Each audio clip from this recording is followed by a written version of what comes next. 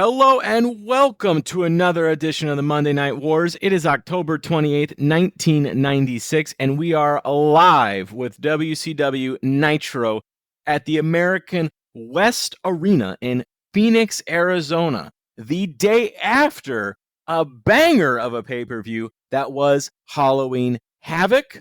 And if you want to know more about that, you can listen to our Patreon pod where we talked all about Halloween Havoc. We went for an hour and 30 minutes of talking about Halloween Havoc and a bunch of other random shit, didn't we, Joseph?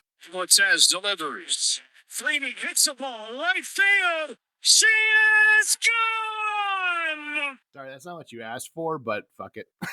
I was I'm gonna throw this in regardless. You know, your mic just sounded terrible there.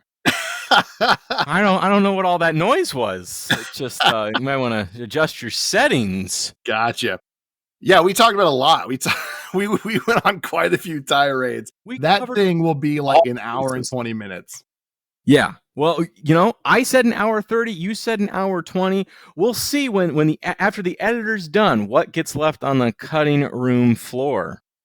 I can tell you with those, I tend to not edit a whole heck of a lot. Just maybe like some simple mistakes that we have or like glitches in the audio. But with pay-per-views, I let them stay kind of full. So there you go. If you subscribe to our Patreon, which is how much, Joseph? $2 a month, Scott. Incredible deal. Incredible deal. You get bigger, longer, and uncut versions of our podcasts. You know, the last one was 20 minutes longer, Scott. 20 minutes of extra content. Our podcasts are getting girthier every week. And they are an absolute joy to edit down for Spotify. We do it for you. We do it for you. Joseph really does it for you. So thank you, Joseph. Thank you for doing that. I did it originally, but I'm too much of a perfectionist, and I was losing my mind like Brian Wilson trying to find the perfect sound. So Joseph does it now. Oh my God! What he's saying there, not so subtly, is that now if the podcast sucks, it's my fault. But 100%. Speaking of the podcast and how it's doing, Apple Podcasts, we just reached 1,000 plays on Apple Podcasts. So we don't have a ton of Apple Podcast subscribers, but we do have a few, and we appreciate all of you. We're not going to tell you to switch over to Spotify. You guys do whatever's best for you. That's why we made sure that the podcast is available on pretty much every platform. If there is one that's missing and it's your preferred platform and a friend recommended this to you or you're recommending it to a friend and they don't have access to it because of whatever they use, let us know and we will get it on that platform as well. However, here's what I will say about those 1,000 listeners. Well, 1,000 plays. That's not 1,000 listeners. 34% of those listeners are not subscribed to the show. What are you doing? Subscribe to the show. You're already listening. It takes 2 seconds to press a button. If that. Subscribe to the show, man. I don't have those metrics for Spotify, but I would wager on Spotify it's pretty similar. Although our Spotify group continues to grow. We're closing in on 90 total listeners, which is insane. And thank you all. Like, comment, and subscribe, my friends. We appreciate it. We're doing this for you. Because we used to do it for us, but then we realized that Raw is just garbage. So now we're doing it for you. Yeah, you're what's helping us keep it going. You're the only thing keeping this going. Because, I was thinking about this as I was setting up for this pod about how we're in kind of early to mid 97 now in our watch. We started this as just a fun thing to do during the pandemic, watching all this kind of stuff, and then. We'd be ribbing each other, making jokes and all that kind of thing. And then I stupidly said, let's make a podcast of it. And Joseph said, absolutely. So we're doing it. But we've continued our watch. And so now we're in, mid 97. And Raw is starting to get good.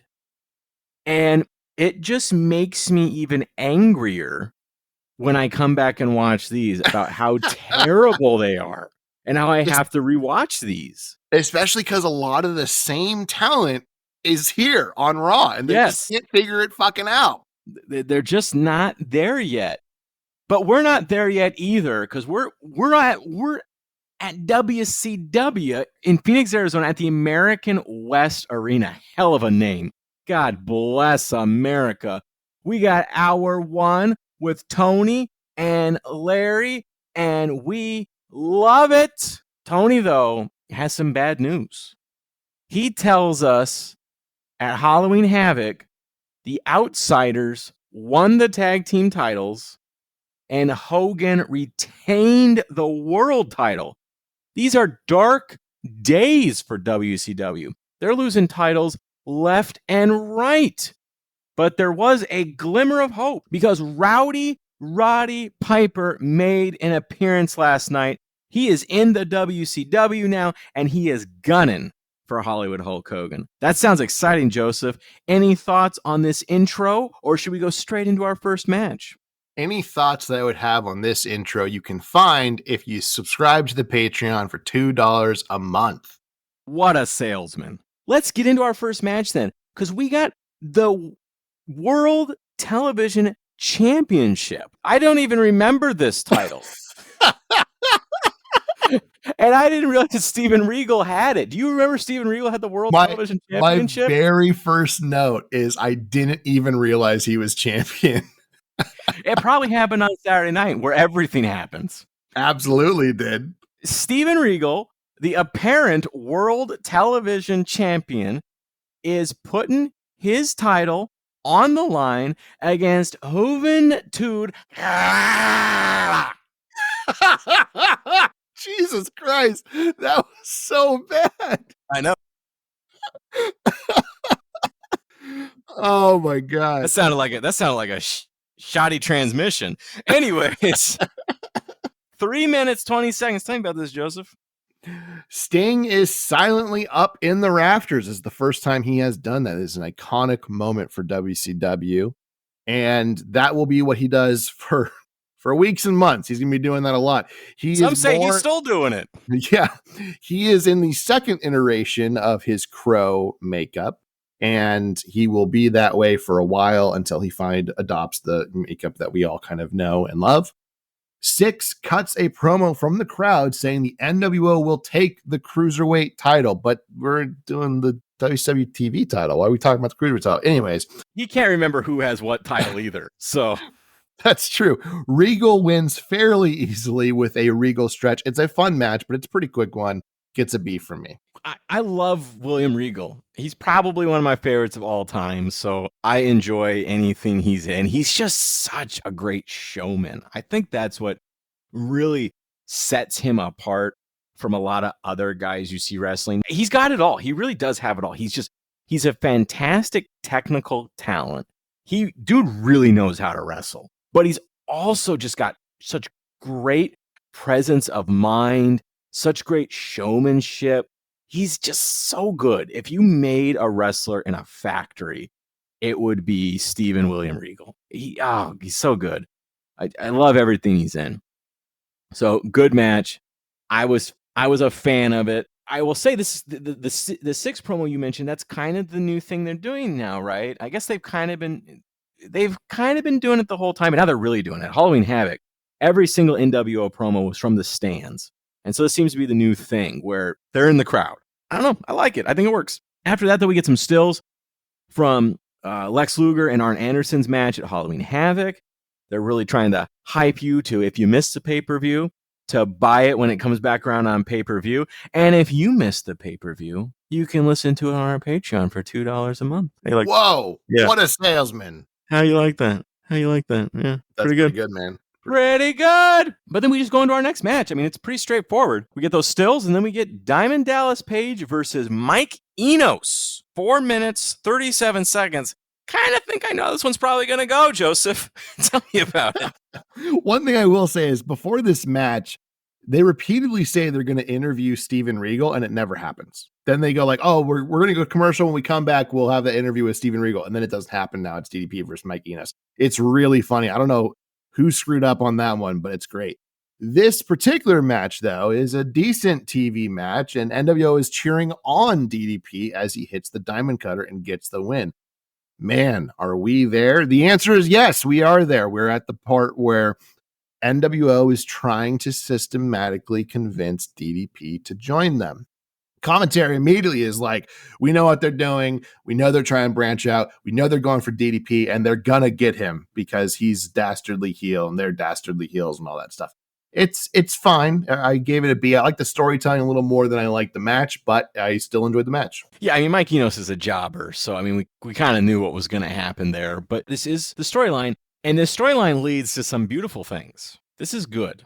This is exciting because this storyline leads to the DDP we know and love. And I'm very excited about that because I love me some DDP. I just love everybody, man. I'm just a lover. You know, I love Steven Regal. I love DDP. I love Dean Malenko and Rey Mysterio. That's beautiful, man. Thank you. And they show some more stills from last night because they had a match too. Malenko won the Cruiserweight Championship, and that leads into our next match where Dean is already putting the title back on the line. He's a fighting champ, ladies and gentlemen. Dean Malenko versus fan favorite Jim Powers for the WCW World Cruiserweight Championship. Big cruiser guy that Jim Powers is. 5 minutes, 4 seconds. What do you think of this one, Joseph? I don't understand why you're so down on this. I mean, Jim Powers, that's your boy right there. AC Love Green. Some Jim Powers. AC Green of the Phoenix Suns, Los Angeles Lakers, is in the crowd. He's wearing an NWO shirt, and they're excited to have him there because he's a celebrity, but not excited about his choice of shirts. This is a decent match, to be fair. You know, Dean Malenko doesn't really have bad matches. That again sees Nick Patrick and Teddy Long get into it, and that leads to Malenko beating Jim Powers. It's not the best match. I will give this one a C. Well, and then Psychosis comes out to check this out, see what's going on here with this Dean Malenko, because Dean Malenko has said, I'm a fighting champion. You want a shot at the title, get a ticket, take a ticket, get in line.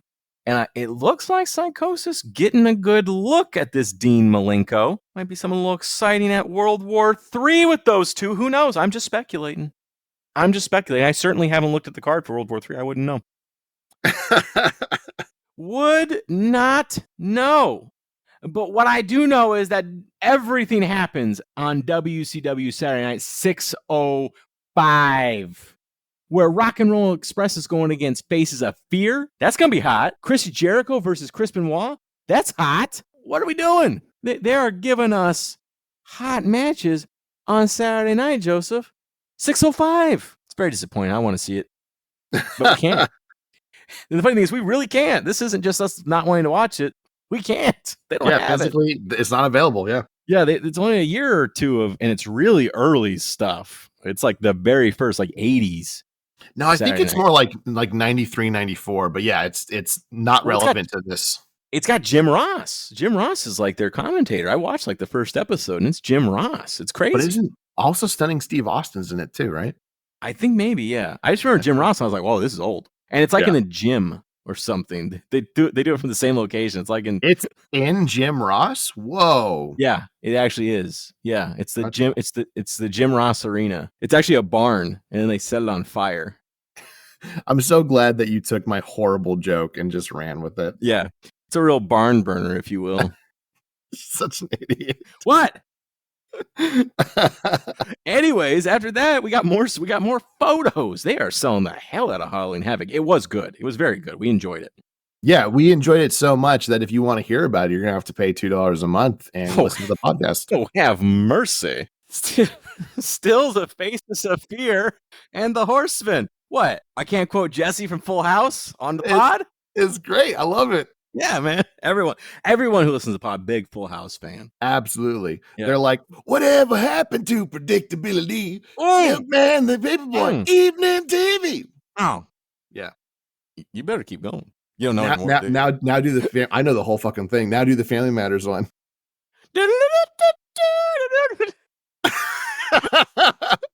It's a rare condition this day and age to see any good news on the newspaper page. You know they bulldozed that house. Really? Family Matters house is now like it's like a duplex or a triplex. It's terrible. I was very upset. I was very upset when I found this out. Yeah. you were the only one outside picketing. No, it was big news. It was a big thing. Yeah. Oh wow. Because people it's the Family Matters house. Yeah. You know, it was very sad. I'm very upset about it. The headline in the paper was, "Did they do that?" Mm-hmm. They did, and they did. I think what I'm gonna do is I'm gonna build a car out of a dishwasher and drive it through that. Just crash right in that place. Anyways, still some Faces of Fear in the Horseman match. It's from the pay-per-view. We did a Patreon about it. You can listen to it, $2 a month. Anyways, we've plugged our Patreon more than we've talked about 47 times. Well, you know, again, WCW has been doing this recently where it's like just a parade of jobbers. Yeah. And the funny thing is, and it's still better than Raw. Yeah. But it's not great. But to be fair, I don't think it's great. It's just Raw is so bad. Because up next, we got Jeff Jarrett versus Ricky Morton. I don't know who that is. He does yes, do. Yes, who? You know exactly who Ricky Morton is. Who is that? Rock and Roll Express. Oh, yeah, we like Rock and Roll Express. You just don't know who he is if he doesn't have his tag team partner. Yeah, I just know them as Rock and Roll Express. He's Rock. He's Rock. Yeah. He's Rock and the other guy's Roll. Yeah, so and together they are the Express. Yeah, that's well, they're brothers. That's their last name is Express. Yeah. Anyways, tell me about Jeff Jarrett versus Steamboat Ricky Morton. 4 minutes, 34 seconds. This is another decent match, but as you kind of pointed out, no real story. It's just a TV match. Jarrett wins with a figure 4, and then Giant shouts from a mic in the crowd, "I could huff, I could puff, I could blow Nitro down," which is actually how he says that. It's pretty funny. But I'm not going to. I'm going to lay out a few simple facts. You think you're the new member of the Horsemen? They've brought you in. They say you passed they passed you the torch from Ric Flair. They didn't pass you a torch. They passed you a wet match. He then calls the Horsemen pathetic and that they're afraid. And you fight scared, you walk scared, you are scared. He threatens to choke slam and that he will dismantle the Horsemen if they get in his way. Jeff Jarrett then says actions speak louder than words. He says last night was a big night. Then Jarrett kind of rambles about various factions for some reason. He says if Sting doesn't want to be the leader, he will. Then he calls out Piper. I don't really know where this is going. Overall, the match got a C for me. Giant's promo, I actually thought was pretty decent. I'm giving that a B. Jarrett's promo, not very good at all. I gave it a D. And my last note is, how the hell did Giant out promo Jarrett? I think it's probably because Jeff Jarrett has never had to do a promo before because they were always dubbed over by Jesse James. Good point. Jesus Christ. Shama lama ding dong. Yeah, I can do it too. I'm white, so I naturally can sing country music. Absolutely. Yeah. Anyways, got a barbecue stain, a white t-shirt. That's a real song. I know it is. I know exactly what it is. I got a John Deere tractor. That's another one, ladies and gentlemen. The first one was Tim McGraw, right? I don't even remember. I don't know, man. Yeah. Whoa! I didn't realize you were such a country guy. I like Tim McGraw. I actually had a country phase when I was younger. I don't like country now because modern country is dog shit. But I do like country. I do like country. I actually listen to quite a bit of country. But yeah, I typically don't. That's not a surprise. Yeah. But I typically don't listen to like what's super mainstream. I mean, I'm not saying like I listen to like obscure guys. I listen to like Zach Bryan and Charlie Crockett who are popular, right? But they're just not like the hot country 100 kind of guys. Although I think Zach Bryan's last album was nominated for Country Album of the Year. Didn't win though because bullshit. But anyways, Zach Bryan, big fan of the pod. We could probably get a country star on here. It wouldn't be hard. Yeah, no, they all love wrestling. Dude, that dude's coming to Sacramento. His ticket's like $400 a pop. He's playing whatever the hell the stadium is here that I'm getting now, Golden One. So Zach, if you listen, give me some tickets. Bro, you don't even know it, but Christmas is coming, homie. But bro, you pay $400 for tickets, I'll get mad. And you know what you're getting? Not fucking $400 tickets. Bro, you give me $1,000 WrestleMania tickets? Let's go. Okay, we got to tell that story. That's hilarious. Okay, so for months, Scott's been like, dude, we should go to the next WrestleMania. And I was like, they're insanely priced tickets. I'm not saying we shouldn't go to WrestleMania at some point. Jamie brought up a great idea, which is WrestleMania 50, because it'll be a big old blowout celebration because 50 years WrestleMania. But beyond that, he kept talking about, we got to go. And I was like, tickets are expensive, dude. Unless you're saving up for it, it's not happening. And he was like, no, we're going to go. And I was like, I'm not spending that money on a fucking ticket. I'm not, especially not to go to Vegas. I don't want to go to Vegas again. And he was like, dude, we got to go, blah, blah, blah. And he goes, dude, what? Don't even worry about it. A ticket will just show up on your door. Like, I got it. He kept saying like he's going to buy the tickets. And I was like, okay, I'll watch. And I sent him all the notifications. This is when the pre-sale starts. This is the code, all that stuff. And I made sure he had all that information. He jumped on to the pre-sale, took one look at how expensive the tickets were and went, I'm not paying that. And I fucking laughed out loud in the office at work. I was so overjoyed. I'm just saying, bro, you better fucking watch yourself. You're talking a lot of shit. You might get a ticket. I might fucking go bankrupt. I might take out a loan. So tell my wife, sorry, took out a second mortgage going to WrestleMania. And then she'll go, you know, you stay there. You can stay there. But yeah, someday this pod's gonna get so hot that we're gonna live stream the pod from WrestleMania. Trips is gonna call. Big fan of the pod. Absolutely. Trips is gonna call and say, hey, because I can call him Trips because we're close. Yeah. And he'll go, hey, I want you to come. I want you guys to do live commentary at WrestleMania. I'll go, Trips, for you, anything, because you're my boy. He's my boy. Yeah, exactly. Well, it's sort of, he doesn't, to the listeners, if you're like, well, we don't know that Trips is, this all seems made up. No. Trips doesn't want there to be a conflict of interest, right? So he's one of that 34% that is not subscribed on Apple. And we're okay with that. We're okay with 1% not subscribed. 33, y'all need to get your shit together and be subscribing. Yeah. And I'll say allegedly because I don't want to get like a letter from WWE's attorneys. Please do not say that Mr. Helmsley is subscribed to your podcast. Well, that's why I say he's one of the 34 that is not subscribed, right? But to be clear, he's absolutely dear friends with Scott. Allegedly. Yeah. Well, anyways, we got hour number 2, and the commentary table has shifted to Eric, Bobby, and Mike today. And we got the amazing French Canadians versus High Voltage. I thought that this was the Canadians' debut. And then I looked it up, and they wrestled a Nitro in September. About them. Yeah. And I was like, what? Just like, watching all this has made my mind such mush. I have no idea what's going on. Anyways, tell me about the French Canadians versus High Voltage, 3 minutes, 43 seconds. So that is interesting that you mentioned that, because you said amazing French Canadians and then you said French Canadians. They were the French Canadians. Now they have insisted they be called the amazing French Canadians, because apparently that's storytelling. I don't know.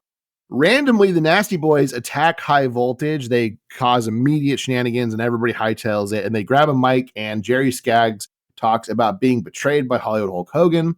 He says they don't need to belong, just like Sting and Roddy Piper don't need to belong. Jesus, that was a mouthful to get that shit out. Brian Knobs says they may not be liked or wanted, but they are nasty. Knobs says the knife sticking in his back feels pretty good, and let's get ready to rumble. I gave this a D. I did not enjoy any of this. The Nasty Boys should add Hulk Hogan's son to their stable to be the Nasty Nick at Night. That'd be great. Oh my god, that'd be good. I like it. Yeah, I tell you, Joseph, that was as big a mouthful as a Macho Man Slim Jim is.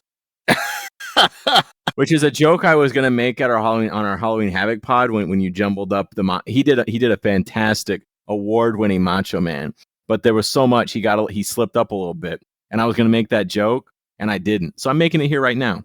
There you go. Well, you're making it here now, so that way you can make sure people know that there is a fantastic Mach promo that they gotta subscribe to the Patreon to go listen to. It's a long one too, and it's good. It is good. We just kind of rolled, One thing about WCW is that they have so many matches. There's 1, 2, 3, 4, 5, 6, 7, 8 matches now. You're getting like a pay-per-view level of matches. Oftentimes, there's not a lot of storytelling. We're just kind of rolling because the next match is on. It's Rey Mysterio versus fan favorite Jimmy Graffiti. fan favorite Jimmy Graffiti, 3 minutes, 24 seconds. Tell me about it, stud. Jesus Christ. Jimmy What? Graffiti sells very well for Ray. I will give him credit in that. Graffiti even does some of his own flippy shit.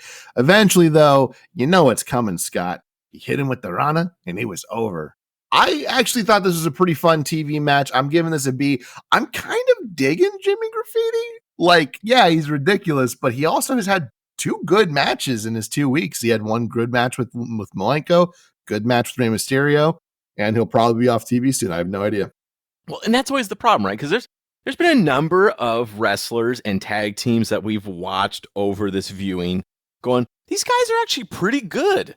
If only they didn't have some shitty gimmick. And I think Jimmy Graffiti, I think, is one of those people where he's not bad. Yeah. It's just, he ain't going to do it as Jimmy Graffiti. And then after that, though, you know, I've talked about how we don't really have a lot of storytelling tonight. We're just kind of going from one match to the next. Well, next we get really the only storytelling we need. Because we're on the road with Lee Marshall. And he's in Grand Rapids, Michigan, getting ready for next week's Nitro. He's at a Monday Night Nitro Halloween party. Oh my God. Yeah. And I think this might be our first says Weasel reference, because he says he's at a Halloween party and someone just showed up in a Weasel costume. Oh, this is perfect. Mwah, mwah, mwah. Oh my God. This is the stuff of legends. We love Lee Marshall. And I'm not being sarcastic. I think people might think we're joking. Absolutely. These are stupid and we love them. Every single one of them. Every single one of them. We've loved them from day one. When we were watching this all together, or just doing our own watch, the minute this happened, we were like, we love it. This is fantastic. It hits all the buttons that are, the ridiculousness that is enjoyable. And it's great. You're right. This is the very first Weasel reference. He is specifically referencing Bobby the Brain, and he will start going at it. And it's so good. I gave it an A. It gets an automatic A. And the first ones start out kind of legit, where he's talking about we're going to be, sell tickets. We're going to be in Grand Rapids, Michigan. There's tons of hype. People are super excited. You better get your tickets because they're going to be gone fast. But as these go on, they get insane. Yeah. And it's fantastic because Lee Marshall is a party animal, an absolute savage. And he looks nothing. He's got a chubby, he's got a mustache, some glasses. I love it. I love everything about it. And I've mentioned it before, but I need to mention it again. He's the voice of Tony the Tiger. So just imagine all of this with the Tony the Tiger voice. Oh, it sends shivers of delight down my spine. After that, though, we just go into our next match because, like I said, we're not telling stories. No. Eddie Guerrero versus Chris Benoit. Is this our first Eddie Guerrero Chris Benoit match? No, it is not. Okay. We've had this before. Yeah. First one ever. 8 minutes, 23 seconds. Tell me. Apparently in this match, both men are injured. Guerrero has a cracked rib, and we know this because his ribs are taped. Benoit has a banged up shoulder, and we know this because his shoulder is taped. Mongo and Deborah come down during this match, and we get a picture-in-picture with Taskmaster and Jimmy Hart. And Sullivan implies that he owns women, and I don't want to go into this. I don't want to make Scott tear up again. Eventually, Mongo hits Guerrero with the Halliburton and the cracked rib, and Benoit gets the win. This is not my favorite Chris Benoit Eddie Guerrero match.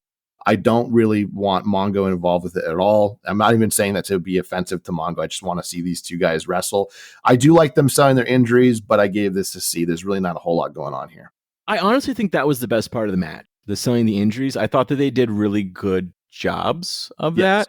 And like, if you were teaching a wrestling school, I'd put on this match as a tape. This is how you sell an injury, because they both did a really good job of it. I think they want to slow it down, do a slow. Maybe they are injured, probably not. My guess is just that they both wrestled pretty long matches, pretty intense matches just last night, and they wanted to slow it down a bit. So this is the excuse. We've got some injuries. We're catching our breath, right? After that, though, we actually get some storytelling. We get some honest to God storytelling. Is this the first promo of the night? Well, we've had some like picture in pictures and stuff. No, Yeah. we had picture in picture. We had the Nasty Boys doing their quick promo, but this is the first like real promo. Our number 2. I mean, except for that Steven Regal promo that we loved. That never happened. Absolutely. But yeah, this is the first like. I mean, obviously the commentary table is kind of keeping the stories going during the matches. They're talking about stuff that happens, stuff that's going to happen, that sort of thing. But like, of like actual like taking a moment to further a story. First time tonight, we've got Tony Schiavone, because apparently we're still in contract dispute with Mean Gene. Mean Gene just says, you know what? I can go back to Mean Gene's Burgers. Absolutely. You give me if you don't give me a fatty contract, I'm just going back. I'm just running my burger establishment. And you know, a man can do it. I have eaten at a Mean Gene's Burgers, ladies and gentlemen, and I loved it. Got a Mean Gene action figure which I think Joseph now possesses. I do. So yeah, so there you go. But Tony is talking with Nick Patrick, and Nick Patrick has lawyered up, but it's not Clarence Mason. No, it's not. That's shocking. I mean, so I don't know. I don't know if I trust this individual. I don't know if he's a good attorney, but he looks pretty slick. His attorney just says that, you know, Nick Patrick is doing the job the best he can. Okay. Chris Jericho attacked Nick Patrick last night and injured him. Nick Patrick is injured because of Chris Jericho. I don't remember this, but apparently it happened because a lawyer is saying it happened and they never lie. Yeah, and I definitely don't remember this either. But lawyers don't lie, Joseph. They tell it like Absolutely. it is. They are known for their truth telling. But Chris Jericho says, whoa. Well, he ain't going down for this shit. Chris Jericho comes down and he says, I didn't do shit. I knew that's where you were going. I knew exactly where you were going. I didn't do nothing. And he's not going down for it. Jericho says, there's nothing wrong with your neck. You're faking all of this. It's bullshit. You're just doing it because you work for the New World Order, and this is all a trick. And the attorney says, whoa, Chris, calm down with your anger issues. Man, Jericho better calm down because he's going to get an HR complaint against him here. There's an interesting note on this because Jericho is a notorious hothead. So this is actually kind of true, though I doubt they knew this at the time. Yeah. But then Teddy Long comes out. I don't remember him working with Jericho, but apparently he's working with Jericho now. He hasn't, but he's been very upset with Nick Patrick for weeks. So this is him being like, I'm not letting you do this to another one of my boys. The Montreal screw job isn't happening again. Whoa. Yeah. Hasn't even happened yet. Yeah. But he knew. But he knew. Yeah. Yeah. Terry says, you know, it's a scam artist. This is all bullshit. Nick Patrick says you're slandering me. I like this. I enjoyed this quite a bit. And this creates heat for a match between Chris Jericho and Nick Patrick that we genuinely like. So I'm all for it. I am too. Yeah. I mean, I love that he basically says lies and slander. I love that. It was fantastic. Alan Sharp, by the way, who is the lawyer that we're talking about, he is the actual director of public relations for WCW, and he held that position from 1993 until it closed. Nowadays, he's a marketing consultant. He actually created a marketing firm for a while and had that for like 20 years. That closed down, and now he's just a consultant at another company. So seems to be doing well in his life, but that's who he is. And they were like, hey, you've got the gift of gab. Let's put you on TV and make you the lawyer. You look like a slick, spineless snake of a lawyer. God, cool. What if that's how they sold it to him? Yeah. You've got the look.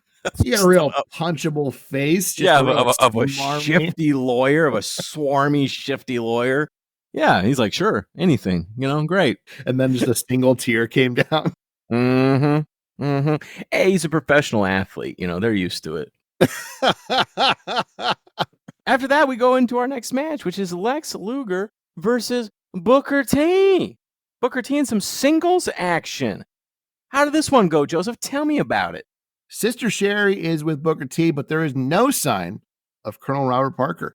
Lex has ditched the Farrah Fawcett hair that he had at Halloween Havoc and opted for a ponytail, which works way better, to be honest. Mm-hmm. Parker is in picture and says there's no problem between him and the Harlem Heat, allegedly.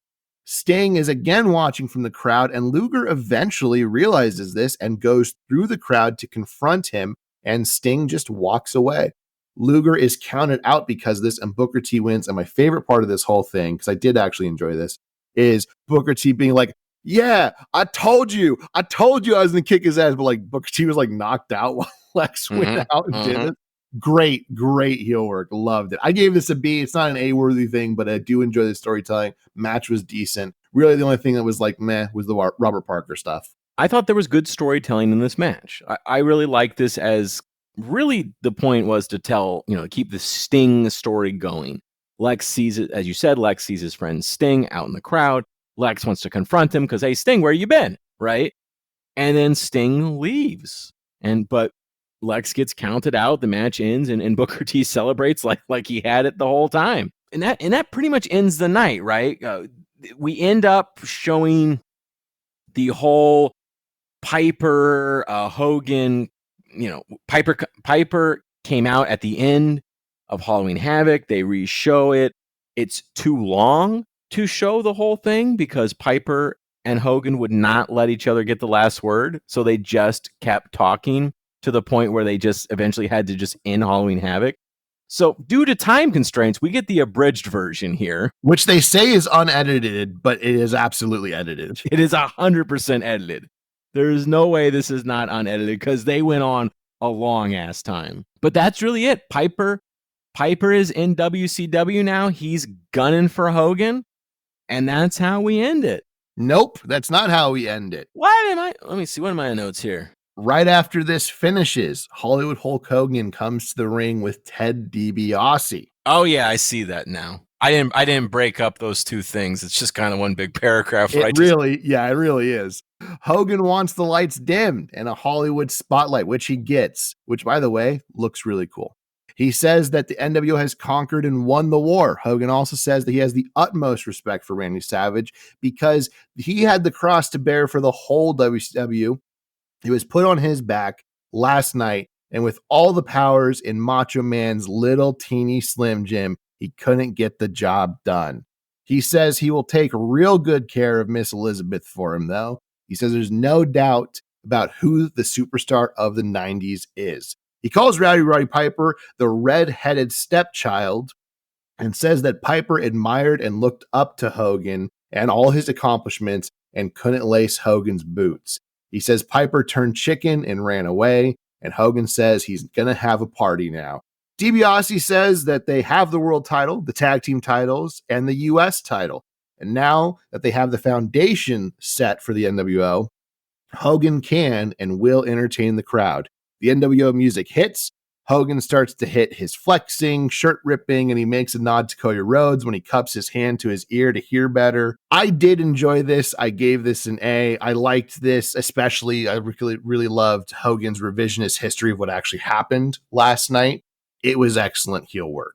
Again, like I said, because they wouldn't let each other get the last word and all that, and Hogan's like, I'm gonna tell it the way I wanted it to happen. I like the whole thing. I did like that at least Hogan. Because, I mean, to be fair, I feel like WCW's kind of treated the Macho Man like shit. Yeah. And so I did think it was nice that at least someone said something nice about him, that he's been carrying the entire organization. Macho Man's been carrying the entire WCW organization on his back. And so that was nice to hear. And then he turned it immediately into an insult. Yeah, but, Which is fine. That's good heel work. Yeah. So I want to say something before we move into WWF. Go ahead.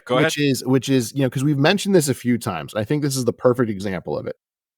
We've mentioned a few times on our Patreon, $2 a month. We've mentioned it on our normal show, which you can find on Spotify or on Apple Podcasts. Make sure you're subscribing. Don't be part of that 33%. But we've talked about how we're pretty fair as a podcast, right? If you're a bag of shit, but you do something that's good in the ring or in the storytelling of a program or pay-per-view or whatever, we're going to compliment those things, even though you're a bag of shit. This is a prime example of someone who is a giant bag of shit, who's doing phenomenal work right now. And we are fawning over the work that is being done currently by him. He's not a good person, allegedly. I'll get that for you. Thank you. I had one closing thought, and it was allegedly. But he is doing fantastic work, and we're grading him based off the work he's doing. We're not being biased because we just don't like him. You got to separate it, right? They're telling stories, and Hey! You got to keep it separated.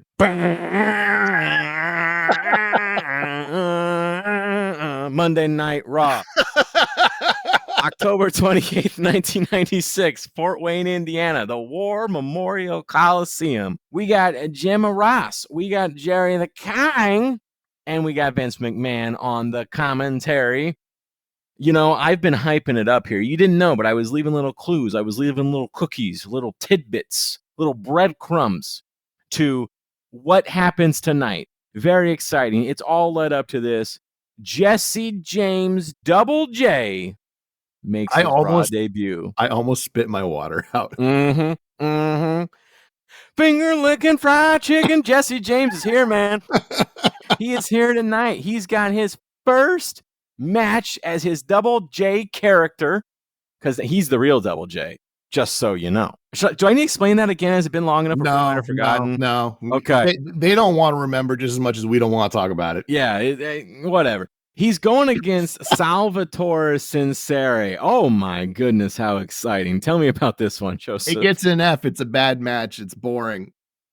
Oh, okay. Well, I guess nothing happened. Well, let me go back to my notes now so I can go to the next thing.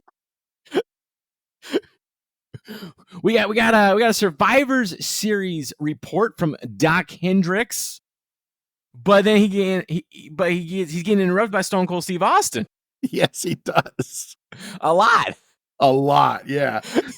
Stone Cold, he's talking about the Hall of Fame that's going to happen. And he goes, we already got a problem here, man, because nobody cares about 8 old farts getting a trophy handed to them. And don't you dare sit there like a jackass with a pair of blinders on, ignore Stone Cold. He's so good. You get me on the camera and you do your damn job. And then Doc continues to hype Survivor Series and says that tonight Brett is home in Calgary. And then Stone Cold comes right back and he goes, how come he's home in Calgary? What the hell you mean he's in Calgary? You flew me all the way here from Texas. See, it's things like this that's going to get someone's ass kicked, Doc. That's the bottom line. The bottom line of Bret Hart is that Madison Square Garden, Stone Cold Steve Austin is going to whip your ass. It gets a fucking A. Stone Cold, save us. And Stone Cold is like the only person doing long-term storytelling, because this reoccurs throughout the night where he's mad that they flew him out. Yes. While everyone else is at home. Yeah, it's so good. Because it just keeps going like that. But we're not there yet. Because after that, we got another hot match. You know, WWF is synonymous with hot matches. We got Crush. Oh. We don't, you know, I don't actually hate the Crush character. No, I hate the Crush character. I don't hate the Crush wrestler. Okay, I guess that's fair. Well, I mean, I'm willing to give him the benefit of the doubt for what we know in our watch, that his new stable. I'm willing to give that the benefit of the doubt, because this new stable idea they've got for him, which you all don't get to know about for a year, is interesting. I'm interested. So I'm gonna let it ride. And once we get to that and I hate it, I will come back on this podcast and say I hate Crush. Could be next week. We'll see. But he's going against Aldo Montoya. I actually do like Aldo Montoya. And because he's, you know, I love the cruiserweight guys. I love the Mexican wrestlers. I love the high flyers, all that kind of stuff. But Aldo, he's just not getting a real fair shake here. Tell me about Crush versus Aldo Montoya. Well, is Aldo Montoya even Hispanic? I mean, it's just incredible. I don't know if he's actually Hispanic, but whatever. His name is Peter Joseph Palaco. Oh, okay. So maybe, yeah. Wildman is on the phone and he's pissed off at Mr. Perfect. And as far as Hunter goes, Hunter, you have now become the hunted. This match sucks and Crush wins. He attacks a security guard after it, gets an F. You know, that's going to violate Crush's parole. That's a concern. Think so, yeah. Which is funny too, because the guy's supposedly just out of jail. He's on parole, but they just like, his PO must not be watching. Well, I mean, when you have a lawyer as good as Clarence Mason, one of the finest attorneys money can buy, how can he afford Clarence Mason? Maybe it's pro bono. Yeah, or maybe he has a generous benefactor. Ooh. Yeah. Maybe there's a nation of people behind him. Unfortunately. Oh my God. It don't get better for a while, people. Yeah. I'm telling you right now. We're gonna suck big monkey dicks for another like 12 months, guys. I will say I love Mark Merrow on the phone because I love telephone interviews. I love them. I've heard a few rumors, yeah. I just a 90s telephone voice is just, I don't know. There's just something about it that gives me the warm fuzzies. As a kid, I was a big fan of Larry King Live, as most kids are. And and I don't know. I just love Spokane, you're on line 1. And then you just get well, I want to talk about the war in China, And I don't know, it's just so good. It makes me nostalgic for the 90s, which were a great time to be alive. It was good. We had just won the Cold War. We hadn't decided to start endless wars in the Middle East yet. It was just a good time. Good times were had by all. TGI Friday was hot. Everything was good. Must see Saturday night. Oh my God. Television was in its peak, and we're running out of time, so I'm going to move on. I wanted to see where you're going with all this. But bro, this is Raw. We're going to finish this in like 10 minutes because they're not doing anything. They're not doing anything. But I will say we go back to WWF Studios for the best thing of the night. Absolutely. Is Steve Austin's back at WWF Studios, and he hears that Brian Pillman's injured. We know this. We've seen it, well, right? He doesn't hear that Brian Pillman's injured. He injured Brian Pillman. To be fair, yeah. The man did what needed to be done, but he finds out they're going to be interviewing him, Brian Pillman, from Brian Pillman's house, and it just sets him off. Yeah, and he goes, whoa. What do you mean live from his home? You go to Brian's house, you go to Brett's house. Well, why don't you come to Victoria, Texas, to my house? And then before anyone can say anything, he goes, no, shut up. And I fucking cried laughing. If anyone's going to Brian's house next week, well, you can bet that Stone Cold Steve Austin is going to be there. Huge. That is a huge moment in wrestling. Because if you're going to have a little party with some crippled freak, you can bet I'll be there, and that's the bottom line. And then Vince asks, don't you think you've done enough to Brian Pillman? And he goes, what do you mean done enough? And Vince shows the footage of him attacking Brian Pillman on Saturday Superstars. And basically he says, Brian Pillman took my interview time and tried to turn it into the Hitman's interview time, and that just ain't going to work for Stone Cold. Brian Pillman forgot. DTA, brother, don't trust anybody. First time he's used that. You thought I was your friend.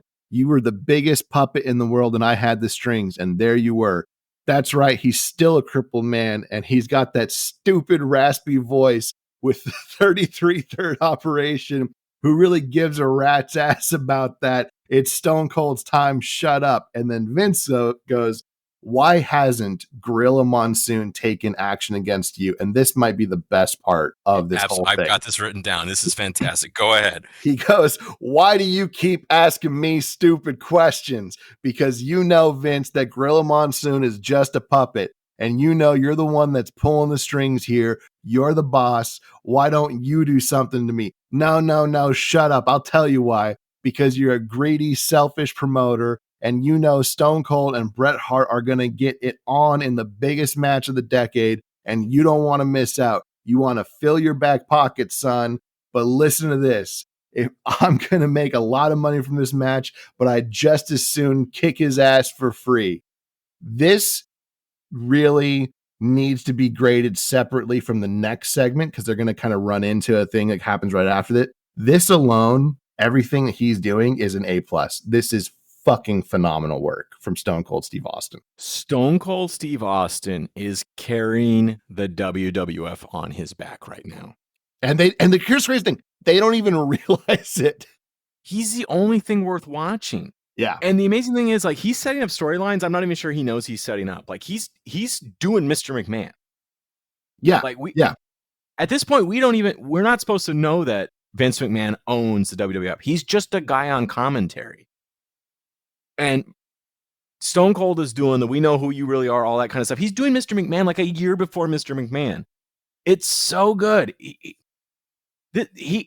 Stone Cold is the Attitude Era, and he's carrying the WWF to the promised land on his back right now, and it's so good.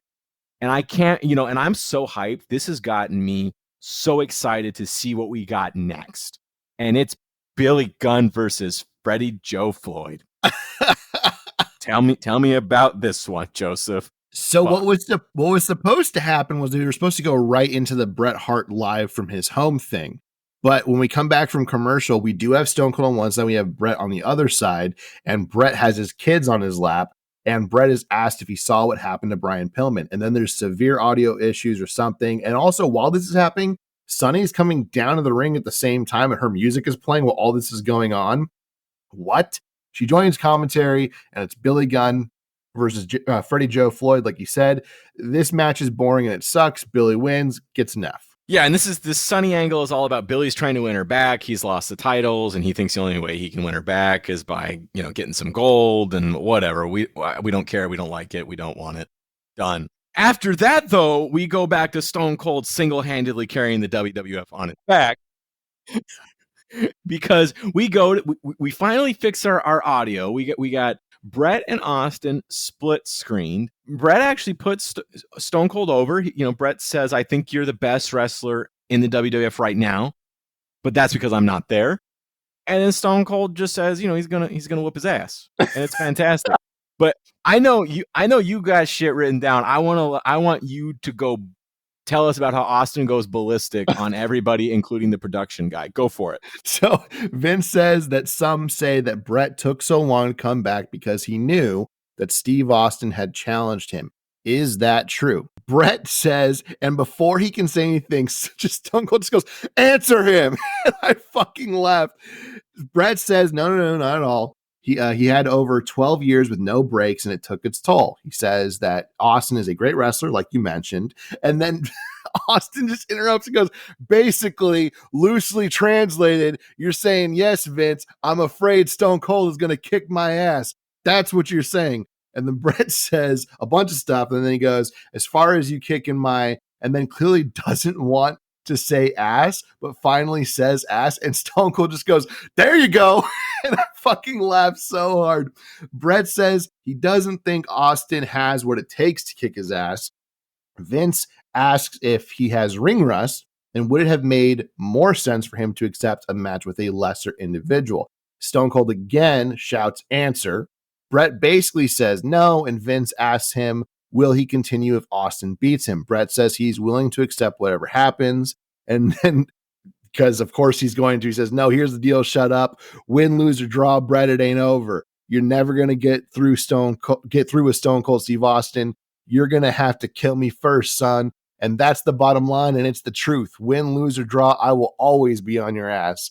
They both get cut off, and Stone Cold screams at production that they can't cut him off because he's been forced to be there all night, unlike Brian Pillman or Bret Hart, and just starts wreaking havoc backstage, just throwing things, beating up production assistants and stuff. He hurls the guy into like a ladder. Yeah. This poor production guy.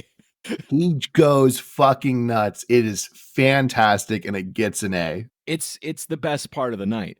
It's the saving grace of WWF Raw right now, is that Stone Cold Steve Austin is cooking, and they don't realize it, but we do, and we love it. This has made don't watch this episode of Raw. Don't watch it. No, don't do it. Just see if you can find those vignettes on YouTube or something, because those are fun. The rest of it's garbage. But at least we got a Shawn Michaels match to finish the night, right? It's a non-title match. Shawn Michaels versus Davey Boy Smith. I'm sure nothing nefarious will happen here. I'm sure Owen won't get involved or anything like that. Tell me about this, Joseph.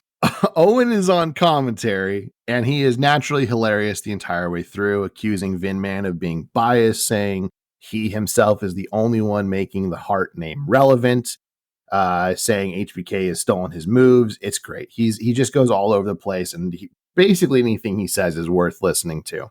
Again, does not mean you got to watch this episode. The match itself was very good, especially considering the talent involved. It's also the only good match WWF has tonight. It ends when Owen interferes for the DQ and Psycho Sid runs in to help Shawn. Sid and Shawn are fighting back to back, and Sid accidentally hits Shawn.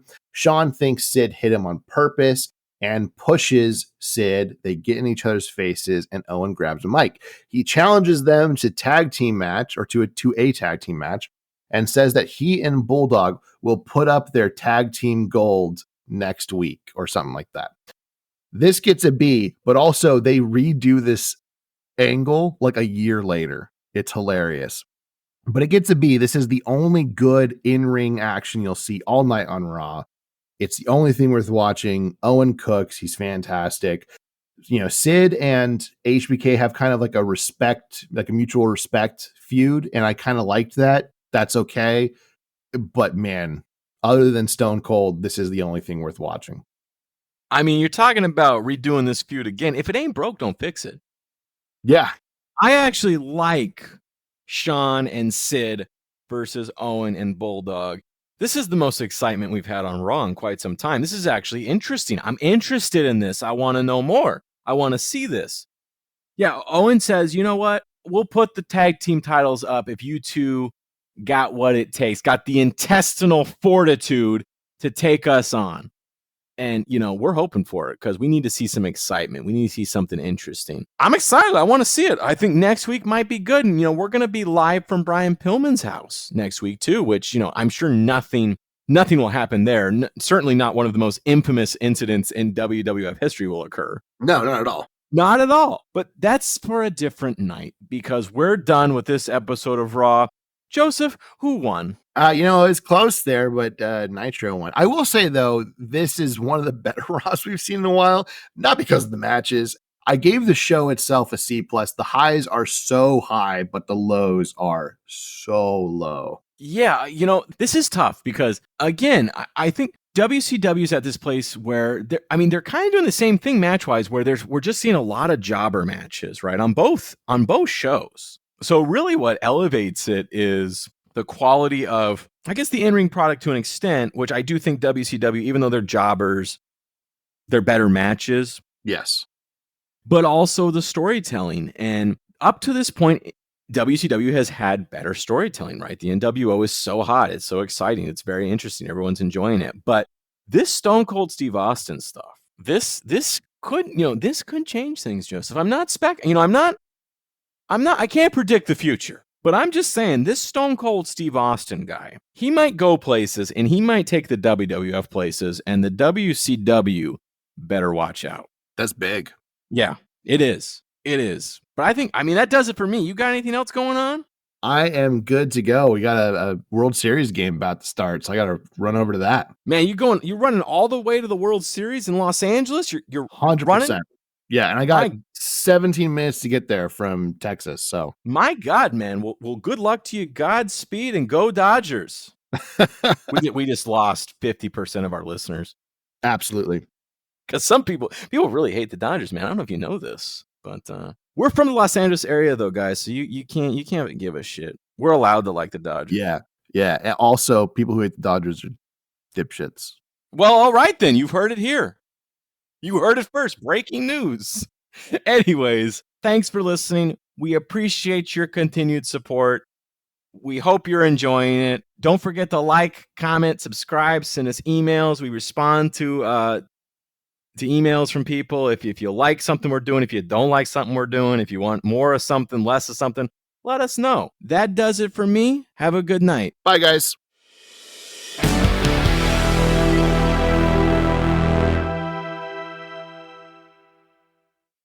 Hey everybody, it's Joseph, and guess what? Not only can you listen to us every Monday on Spotify, but you can find us on Apple Podcasts, iHeartRadio, Amazon Music, and YouTube Podcasts as well. Just search for Monday Night Wars Podcast. If you want to reach out to us, you can find us on Twitter at MON Night Wars Pod, on Instagram at Monday Night Wars Podcast, or just email us at mnwpodcast@gmail.com.